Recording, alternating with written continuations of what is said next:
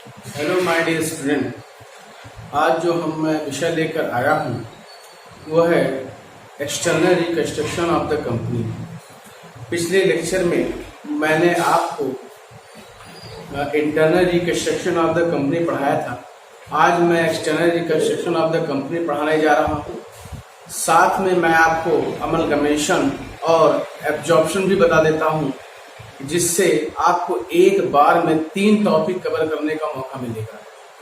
तो मैं amalgamation, absorption और external reconstruction of the company, इसमें क्या अंतर है पहले इसको जान लें। उसके बाद इन दोनों पार्टियों के यहाँ या जो भी पार्टी क्रिएट होंगी उनके यहाँ कौन कौन सी जर्नल एंट्री होगी, एक जो कंपनी बिक रही है, जो कंपनी खरीदी जा रही है, उसका सारा डिटेल मैं आपको दे रहा हूँ। आप ध्यान दें। टॉपिक हम लोग का है अमलगमेशन, एब्जॉर्प्शन और external reconstruction of the company. तीनों की जो कार्यवाही है, तीनों की जो अमूमन जो भी प्रोसीजर है वो एक जैसे हैं, इसीलिए एक बार में तीनों टॉपिक कवर किया जा रहा है। आप इसे मान लें कि एक कंपनी है, इसमें अमलगमेशन, रिकंस्ट्रक्शन और एक्सटर्नल रिकंस्ट्रक्शन बताने से पहले बता दें इसकी जरूरत क्यों पड़ती है। जब कोई कंपनी के जो प्रोसीजर बनाए जाते हैं, रूल एंड रेगुलेशन बनाए जाते हैं, प्रोसेस बनाए जाते हैं, जो भी इनके आर्टिकल तैयार किए जाते हैं, उस समय जो गलतियां होती हैं, जो गलतियों के कारण जो समस्या इस वर्तमान समय में उनको उत्पन्न होती है, उनका निवारण करने के लिए ऐसा किया जाता है। अब ये अमलगमेशन और एब्जॉर्प्शन और रिकंस्ट्रक्शन, एक्सटर्नल रिकंस्ट्रक्शन को पहले समझ लें। पहले हम लोग ले लेते हैं अमलगमेशन। मान लेते हैं कि 2 कंपनियां हैं, ए लिमिटेड एंड बी लिमिटेड। अब ये दोनों कंपनियां एक ही नेचर की हैं, एक ही स्वभाव की हैं, एक जैसा व्यापार करने वाली कंपनियां हैं। इन दोनों कंपनी को जोड़ करके एक नई कंपनी का निर्माण हुआ है, ए बी लिमिटेड। तो आप ध्यान दें कि यहाँ पर 2 कंपनियां लिक्विडेट की गई हैं, वाइंड अप की गई हैं, इनका समापन हुआ है और एक नई कंपनी का निर्माण हुआ है। मीन्स एक जैसी 2 कंपनियों को समाप्त करके एक नई कंपनी का निर्माण हुआ है, इसे बोलेंगे अमलगमेशन। अगर हम यही चीज एब्जॉर्प्शन में देखें तो एक ए लिमिटेड है और दूसरा बी लिमिटेड है। क्लियर?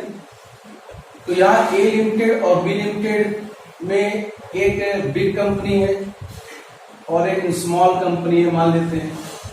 इनका व्यापार जो है छोटे लेवल पे है, इनका लाभ छोटा है, इनका व्यापार बड़े लेवल पे है। तो इस कंपनी ने बी कंपनी को ऑफर दिया कि आप मेरे साथ मिलकर काम करो, तो इससे ये फायदा होगा कि आपको आपके द्वारा जो लाभ मिल रहा था उससे ज्यादा लाभ मैं आपको दूंगा।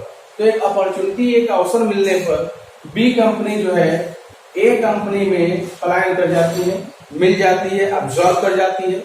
बी कंपनी खत्म हो जाती है और यहाँ पर यही कंपनी बनी रहती है। इस कंपनी का नाम चेंज नहीं होता। ध्यान रखेंगे, एब्जॉर्प्शन में जो कंपनी दूसरे कंपनी को अपने में मिला लेती है, ध्यान रखेंगे, खरीद नहीं रही है, तो मिला ले रही है, तो जो ये कंपनी है, ये कंपनी का अस्तित्व खत्म हो जाएगा और ये कंपनी जो देख रहे हैं, ये कंपनी का अस्तित्व बना रहेगा और इस कंपनी का नाम ही दौड़ेगा जो ए लिमिटेड है।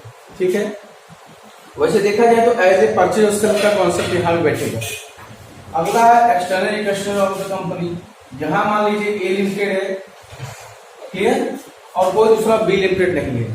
तो ए लिमिटेड क्या करती है, इसकी जो कैपिटल है, जैसे मैंने आपको इंटरनल रिकंस्ट्रक्शन बताया था, इसी प्रकार से अपने कैपिटल का पुनर्गठन करना चाहती है, अपनी कंपनी का नाम ही बदल देना चाहती है। मार्केट में हो सकता है उसकी गुडविल खराब हो चुकी हो, तो अपने गुडविल को सही करने के लिए, अपने अस्तित्व को सही करने के लिए ये अपने पूंजी में बदलाव करके अपने कंपनी का नाम थोड़ा चेंज कर लेती है, double A limited suppose that.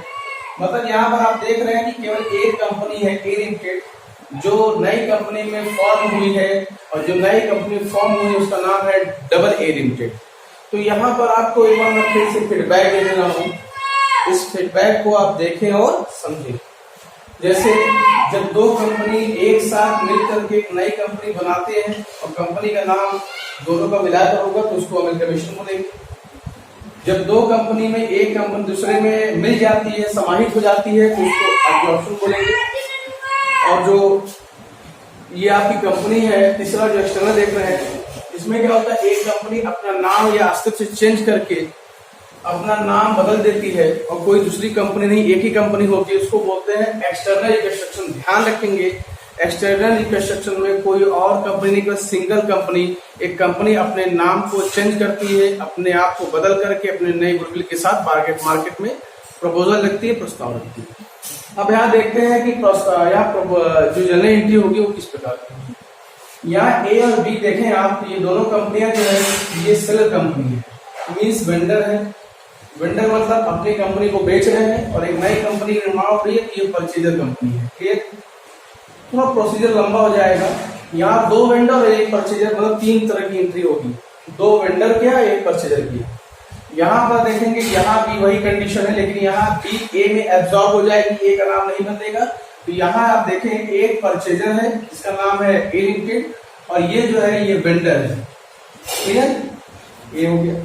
यहाँ भी वही एंट्री, यहाँ पर आप देखें ए लिमिटेड ये हो गया आपका वेंडर और ये आपका हो गया परचेजर। तो अगर आप ध्यान दें तो एब्जॉर्प्शन और external reconstruction of the company में एक वेंडर एक परचेजर है, लेकिन यहाँ पर ध्यान देना है, अगर अपन जब विषय पढ़ेंगे यहाँ 2 वेंडर और एक परचेजर होगा। क्लियर? अब एंट्री कौन कौन सी होगी थोड़ा इसको समझने की जरूरत है और आप बहुत ध्यान से देखेंगे कहानी की तरह, हिस्ट्री की तरह। ठीक है, आप जो है इस एंट्री को पास कर सकते हैं। एंट्री कैसे पास होगी इसको देखें। सबसे पहले हम लोग एक एंट्री पास कर लेते हैं, ध्यान देंगे in the books of vendor, in the books of vendor। अगर वेंडर कंपनी तो एंट्री क्या करेगी, सबसे पहले इसको क्या करना होगा, अपनी संपत्तियों को बंद करना होगा, समाप्त करना होगा, ऐसे बेच देना होगा। ठीक है, तो जब एसेट्स को आप बेचोगे, एसेट्स हमेशा डेबिट होता है, तो यहाँ अपोजिट करना होगा क्रेडिट, और यहाँ संपत्तियों का पुनर्मूल्यांकन होगा, इसको बोलते हैं रियलाइजेशन अकाउंट। देखें ध्यान से, तो रिवैल्यूएशन नहीं बनेगा, ध्यान देंगे, रिवैल्यूएशन जगह यहाँ पर वसूली खाता बनेगा जिसको बोलते हैं रियलाइजेशन अकाउंट। तो आप पहले क्या करोगे, देखो आप क्या करोगे, realisation account debit and to sundry assets account. अब आपको यहाँ ध्यान देना है कि आपने एसेट्स को रियलाइजेशन में ट्रांसफर कर दिया, मतलब जो आपकी एसेट डेबिट होती थी आपने क्या कर दिया, क्रेडिट कर दिया। लायबिलिटीज के लिए उल्टा करेंगे, क्या उल्टा हो जाएगा, ध्यान दें, sundry liabilities account debit and to realisation account. ठीक है, अब आपने यहां क्या कर दिया, अपनी लायबिलिटीज को उठा के रियलाइजेशन में ट्रांसफर कर दिया, जस्ट उल्टा हो रहा है। एसेट्स जो डेबिट होती थी उसको आपने क्रेडिट कर दिया और जो लायबिलिटीज आपका क्रेडिट होता था उसको आपने डेबिट कर दिया। क्लियर?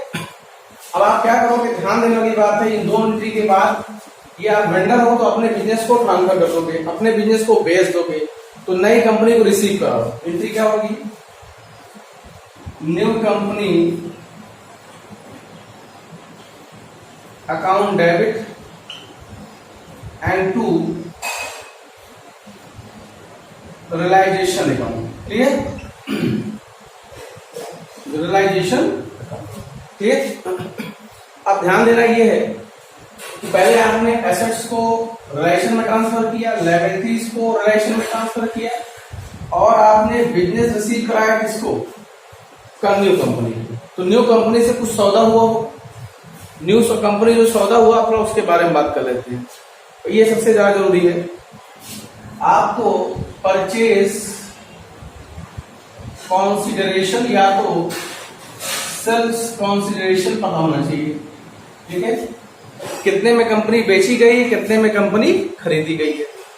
तो यहां पर आपको ध्यान रखना है कि आप जो है जो पेमेंट करोगे, जो भी पेमेंट करोगे वही यहां पर ध्यान देना है कि आपने कंपनी को क्या दिया, एकदम क्लियर कट पता रहेगा आपको। ठीक, पेमेंट आपको करना हो सकता है, आप किसी कंपनी को जो कि जिस कंपनी को आप खरीद रहे हो उसको आप शेयर कैपिटल दे सकते हो। क्लियर? उसको आप शेयर कैपिटल में आप ई लगा देते हो, इक्विटी प्रेफरेंस, यहां पर आप प्रेफरेंस शेयर कैपिटल दे सकते हो, अगले को आप डिबेंचर दे सकते हो, अगले को आप कैश भी दे सकते हो। तो आप 4 प्रकार से पेमेंट करते हो, ठीक है। अभी 4 प्रकार के पेमेंट करने में ध्यान देना है कि आप कौन कौन सी विधि का प्रयोग कर सकते हो। तो पेमेंट करने के लिए आप सीधा जो है पेमेंट मेथड का यूज करें, ठीक है, या एसेट्स मेथड का यूज करें। इसको और भी नाम से जानते हैं। एसेट्स मेथड को हम लोग एसेट्स अक्रूवल मेथड भी जानते हैं, नेट एसेट्स मेथड भी जानते हैं। तो इस विधि का प्रयोग हम लोग नहीं करेंगे। ध्यान रखेंगे हर क्वेश्चन में या एक कंपनी दूसरे कंपनी को जब बेचती या खरीदती है तो क्लियर कट पता होता है कि कितने में कंपनी बेची जाएगी और कितने में कंपनी खरीदी जाएगी। ये 99% क्वेश्चन में पता रहता है। हाँ, बस उसको पेमेंट किस तरीके से करना है, या तो इक्विटी में, या प्रेफरेंस में, या डिबेंचर में, या तो कैश में, या सब मिला करके टुकड़े टुकड़े में पेमेंट करते हैं, ठीक है। जब आपको ये पता ना हो कि पेमेंट कितना करना हो तभी इस मेथड का उपयोग करेंगे। इस मेथड का प्रयोग बहुत आसान है। हमको करना केवल इतना है कि हमको उसकी कैपिटल और रिजर्व एंड सरप्लस को देख लेना। जिस कंपनी को आप खरीद रहे हो उसकी कैपिटल और रिजर्व एंड सरप्लस देख लो, या उल्टा ले लो, उसकी टोटल एसेट्स में से टोटल आउटसाइड लायबिलिटीज माइनस कर दो, तो भी आपका वही आ जाएगा नेटवर्थ। या तो आपको मिल जाएगा क्या, उसकी कैपिटल और क्या, रिजर्व एंड सरप्लस। तो दोनों तरीके से आप जो है net assets valuation method, assets method या एसेट्स वैल्यूएशन मेथड, या जो भी आप करना चाहें उस विधि का प्रयोग आप कर सकते हो। ध्यान रखना, अगर आपको पेमेंट क्लियर नहीं है तो एसेट्स मेथड में आप जो है सामने वाली कंपनी का पूंजी और उसके रिजर्व एंड सरप्लस को ही ये मान के चले कि पेमेंट में पेमेंट करना है। मतलब आपको जो पेमेंट देना है वह आपका सामने वाली कंपनी का कैपिटल और रिजर्व एंड सरप्लस भी होता है। अगर आप एब्जॉर्प्शन पढ़ते हैं तो वहां पर बात आती है कि परचेजिंग नेचर है कि आपका मर्जर नेचर है। तो वो मैं अगले लेक्चर में जब बताऊंगा, अमलगमेशन के बारे में और बताऊंगा, तो उसमें बताऊंगा कि मर्जर और जो है परचेजिंग नेचर में क्या अंतर है, वहां क्या क्या नहीं देखा था, क्या क्या देखा जाता है। तो आगे बढ़ते हैं। तो ये पेमेंट हो गया आपका, ठीक है। अब आप यहाँ ध्यान दें, 3 एंट्री हो गई। अब जाहिर सी बात है कि सामने वाली कंपनी को अगर हमने सस्ते में खरीदा होगा तो प्रॉफिट होगा, या सस्ते में बेचा होगा तो लॉस होगा। ये परचेजिंग कंपनी सोच रही है। और आप एंट्री क्या किस क्या कर रहे हो, वेंडर क्या कर रहे हो। तो वेंडर भी तो ये सोचेगा ना कि हमने अपने आप को, हमने अपनी कंपनी को सस्ते में बेचा है कि महंगे बेचा। अगर ज्यादा में बेचा है तो प्रॉफिट होगा, और कम में बेचा है तो लॉस होगा। अब चाहे प्रॉफिट हो चाहे लॉस, इसका जो लाभ या हानि होगा वो हमारे किसको, शेयर होल्डर को जाता है, वो शेयर होल्डर को मिलेगा। कभी कभी क्या है, रिलेशन एक्सपेंस भी होते हैं, ध्यान देना है। कभी कभी रिलेशन एक्सपेंस भी होते हैं। तो आपको करना क्या होगा, यहाँ ध्यान देना है कि जो भी रिलेशन एक्सपेंस होंगे उनको भी लिखना होगा, ठीक है। एक बार और देख लेते हैं। ये हो गया रियलाइजेशन, ठीक है, account debit and to cash account और बैंक अकाउंट, ठीक है, और बैंक अकाउंट। तो यहाँ ध्यान देना है, एक रिलेशन और आ गया, ये एक्सपेंस है। अब क्या है, ये एक्सपेंस के लिए मे भी किसी न किसी क्वेश्चन में रहेगा कि आपने खर्चा भी किया है। तो यहाँ पे ध्यान देना है कि एक रिलेशन और आ गया, आपने रिलेशन एक्सपेंस किया। अब आप बस एक काम करिए कि ध्यान देंगे इधर, 1 और 2 डेबिट है और 2 क्या है, क्रेडिट है। अगर क्रेडिट ज्यादा है तो डेबिट करा के उसको बैलेंस करिए, और डेबिट ज्यादा है तो क्रेडिट करा के बैलेंस करिए। और बैलेंस क्या करेंगे, ध्यान देंगे, मैं बताता हूं। मान लेते हैं कि डेबिट का योग क्रेडिट के रिलेशन अकाउंट से ज्यादा है, डेबिट ज्यादा है, तो क्रेडिट और करना होगा रिलेशन। तो एंट्री क्या होगी, एंट्री होगी shareholders account debit and to realisation account, clear. यहां ध्यान देना है कि यहां पर रियलाइजेशन डेबिट ज्यादा हो गया तो आपको क्रेडिट करना पड़ गया, तो ये लॉस है। क्या है ये, लॉस। और उल्टा भी हो सकता है, अगर realisation account debit and to shareholders account. ध्यान देना है कि दोनों में से कोई एक पोजीशन ही हो सकती है या दोनों नहीं हो सकता। या तो लॉस में होंगे आप, या तो हानि में होंगे, मतलब लॉस में होंगे या तो प्रॉफिट में होंगे, हानि में होंगे या तो लाभ में होंगे, या नन, दोनों में से कुछ नहीं होगा। तो ये समझना है कि रियलाइजेशन डेबिट ज्यादा है तो क्रेडिट करके कवर करें, और क्रेडिट ज्यादा है तो डेबिट करके करें। जो भी होगा वो शेयर होल्डर को रिसीव करा दिया जाएगा। क्लियर? तो ये 6 एंट्री हो गई। अब इस एंट्री पे आए वापस, एक नंबर डालते चलना है जिससे आपको याद रहेगा इसके बाद कौन सी एंट्री करनी, 3 4 में भी है, ये दोनों में से कोई एक होगी 5। ठीक है। छठी जो एंट्री है 6 नंबर की, इसमें हम क्या करेंगे, जो नई कंपनी ने खरीदा है उस कंपनी से शेयर रिसीव करेंगे उस कंपनी का। तो मानते हैं शेयर ही मिलेगा, तो क्या मिलेगा, शेयर इन न्यू कंपनी, ठीक है, डेबिट एंड टू, किसने दिया, टू न्यू कंपनी अकाउंट। तो आप देखें न्यू कंपनी ने पहले रिसीव किया था, अब वो आपको दे रहा है तो इसलिए वो क्रेडिट हो गया। क्लियर? तो ये एक कंडीशन बनी। अब हम क्या करेंगे, अपने पुराने शेयर होल्डरों का जो भी कैपिटल होगा, पीएनएल होगा, वो ट्रांसफर करेंगे उसके खाते में। तो अगली एंट्री में हम क्या करेंगे, 7 नंबर में देखें, share capital account debit, capital liabilities है वो हमेशा क्रेडिट होता है, लेकिन हम लोग उसको क्या कर रहे हैं, डेबिट कैंसिल कर रहे हैं। और reserve and surplus, reserve and surplus account debit and to क्या रहेगा, शेयर होल्डर्स अकाउंट। ठीक है, शेयर का पैसा, कैपिटल का, रिजर्व एंड सरप्लस, दोनों पैसा कहां ट्रांसफर हो गया, शेयर होल्डर में। ठीक है, और यहाँ पे कुछ लॉस या प्रॉफिट भी ट्रांसफर हुए होंगे। अब हम क्या करेंगे, इनके अकाउंट को बंद कर दिया और इनको रिसीव करा देंगे। अब ये क्या जो क्रेडिट है वो क्या हो जाएगा, डेबिट हो जाएगा। 8 नंबर पे एंट्री हम लोग क्या करेंगे, रिसीव कराएंगे, शेयर होल्डर्स अकाउंट डेबिट, और इनको क्या देंगे, अब इस बार जो हमको शेयर मिला था जो डेबिट हुआ था तो क्या करेंगे, क्रेडिट कर देंगे, to share in new company. Clear? यही एक एंट्री है, इसको आपको समझना है। कभी कभी कैश मिलता है तो कैश में भी रिसीव करा देंगे। तो देखिए पहले क्या किए, आपने एसेट्स को रिलेशन में ट्रांसफर किया, लायबिलिटीज को रिलेशन में ट्रांसफर किया, 2 एंट्री। तीसरी में आपने नई कंपनी को बिजनेस ट्रांसफर कर दिया रिलेशन के माध्यम से। में भी खर्च होगा, रिलेशन एक्सपेंस होंगे ही आपके, उसको आपने किया। फिर आपने इस 4 एंट्री के माध्यम से डेबिट रिलेशन और क्रेडिट रिलेशन का बैलेंस किया, जो भी प्रॉफिट लॉस हुआ 5 नंबर एंट्री में आपने ट्रांसफर कर दिया, या तो प्रॉफिट होगा या तो लॉस, इसलिए मैंने 1 नंबर डाला 5 के बाद। तो किसको मिला, शेयर होल्डर को। उसके बाद आपने जो 4 नंबर एंट्री, 3 नंबर एंट्री देख रहे हैं, उससे आपने जो सौदा हुआ है वो रिसीव कर लिया, शेयर इन न्यू कंपनी आपको रिसीव हुआ, किसने दिया, न्यू कंपनी ने। फिर अपने शेयर होल्डरों का अकाउंट क्लोज कर दिया अपने पुराना वाला, शेयर कैपिटल और रिजर्व एंड सरप्लस पूरा ट्रांसफर कर दिया शेयर होल्डर ने, और उनको शेयर होल्डर को रिसीव करा दिया क्या, न्यू कंपनी का शेयर। तो ये एक जर्नल एंट्री है, एक समान एंट्री है। इसमें जो है हम लोगों ने बस कैपिटल के माध्यम से पेमेंट किया है, डिबेंचर के भी पेमेंट हो सकते हैं, प्रेफरेंस भी पेमेंट हो सकता है, और कैश और बैंक के माध्यम से भी पेमेंट हो सकता है।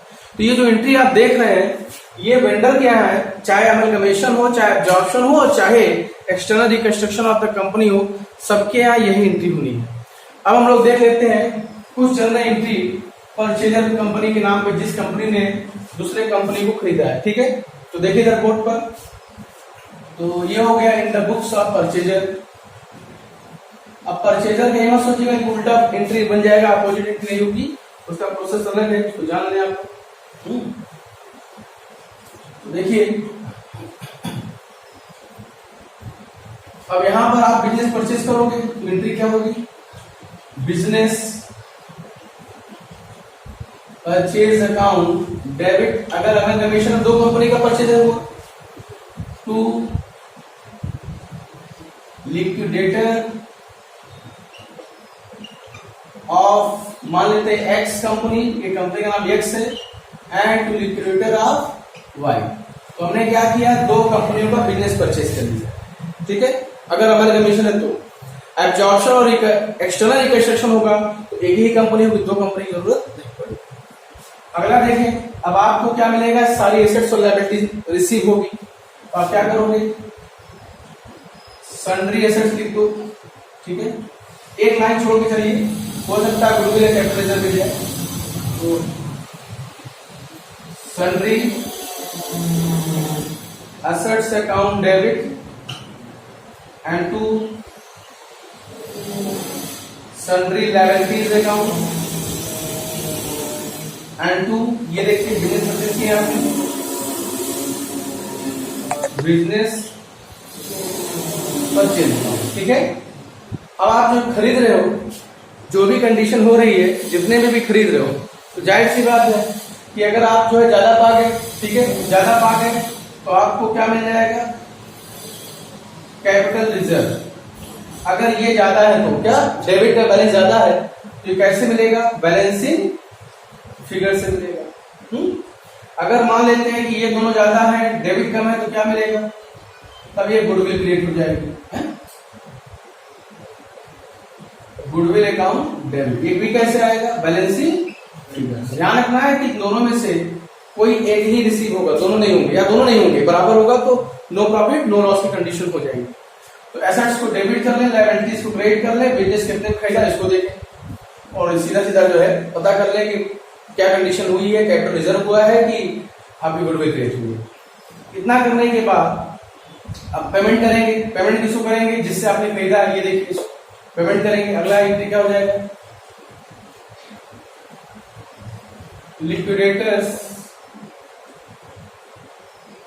Of X debit, liquidator of Y debit and to, अगर आपने शेयर कैपिटल पेमेंट किया है तो शेयर कैपिटल लिख दें, अगर आपने कैश पेमेंट किया है तो कैश लिख दें, अगर आपने डिवेंचर पेमेंट किया है तो डिवेंचर लिख दें।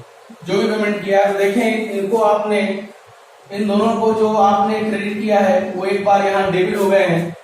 तो डेबिट होने का मतलब है कि एक बार डेबिट एक बार क्रेडिट, इनका बैलेंस खत्म हो जाएगा, ये आगे बैलेंस शीट में जाएंगे नहीं। बैलेंस शीट में जाएगा क्या आपके पास, ये भी देखिए एक बार डेबिट हुआ है और एक बार क्रेडिट हुआ, ये भी बैलेंस खत्म हो गया।